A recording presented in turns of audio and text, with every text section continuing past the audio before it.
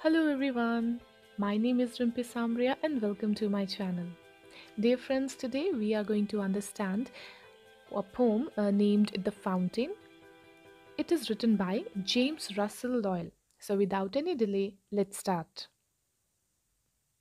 Into the sunshine, full of the light, leaping and flashing from morn till night. Into the moonlight, whiter than snow, waving so flower like when the winds blow. Into the starlight rushing in spray, midnight, happy at midnight, happy by day. Ever in motion, blithesome and cheery, still climbing heavenward, never aweary. Glad of all weathers, still seeming best, upward or downward, motion thy rest. Full of a nature nothing can tame, changed every moment, ever the same.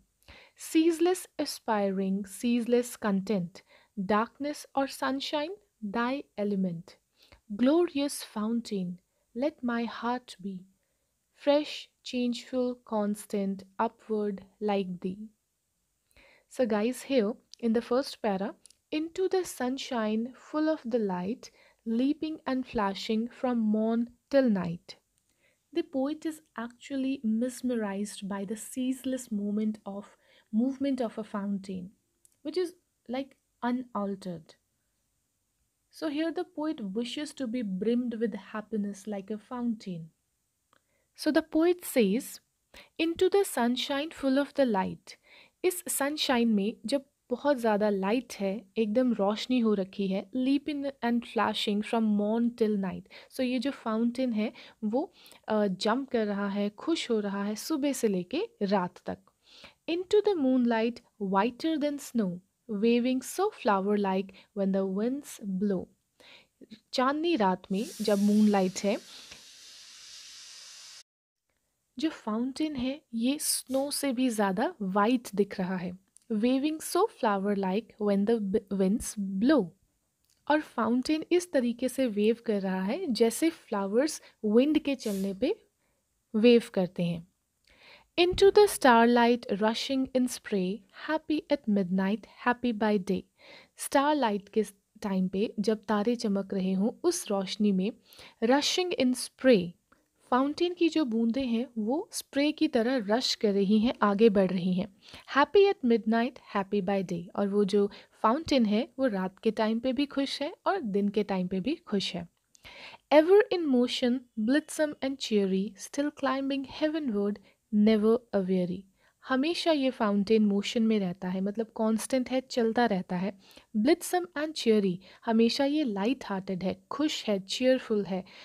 Still climbing heavenward, never aweary. और ये हमेशा ऊपर की तरफ ही आगे बढ़ने की कोशिश करता रहता है. इसका एक मकसद है कि ये आगे की तरफ बढ़े, खुद को पिछले टाइम से बेटर बनाए, सक्सेसफुल बनाए.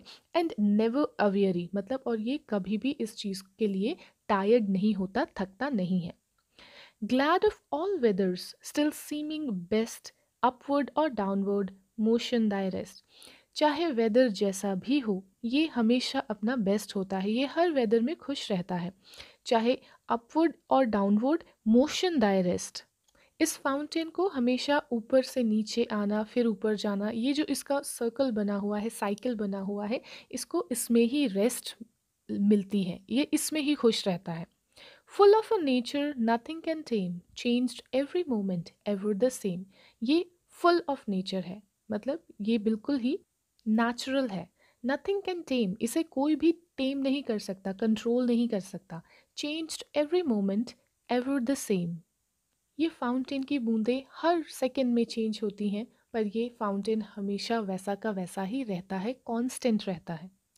Ceaseless aspiring, ceaseless content, darkness or sunshine, thy element.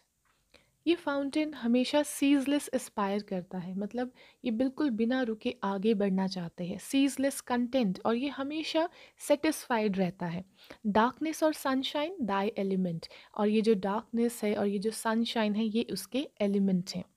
Glorious fountain, let my heart be, fresh, changeful, constant, upward like thee. So here the poet he's saying to the fountain, that glorious fountain, glorious means बहुत ही अच्छे शानदार fountain, let my heart be, मेरे heart को भी ऐसा बनाओ, fresh, changeful, constant, जैसे तुम्हारे जैसा फ्रेश, चेंजफुल जो बदलता भी रहे, कांस्टेंट जो एक जैसा भी रहे, अपवर्ड जो हमेशा आगे की तरफ बढ़े, लाइक दी बिल्कुल तुम्हारे जैसा, मतलब जो तुम्हारे अंदर क्वालिटीज़ हैं वो मेरे हार्ट के अंदर भी एक्वायर होनी चाहिए, मैं उस क्वालिटीज़ को गेन करना चाहता हूँ. So, guys, here the poet wishes to be brimmed with happiness, like a fountain.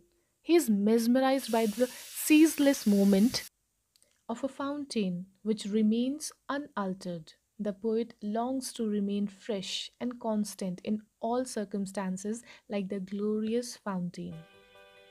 So, guys, this was the poem The Fountain by James Russell Lowell. I hope that you understood the poem and you liked it. And if you did, kindly hit the like button and subscribe to my channel and share this video with your friends.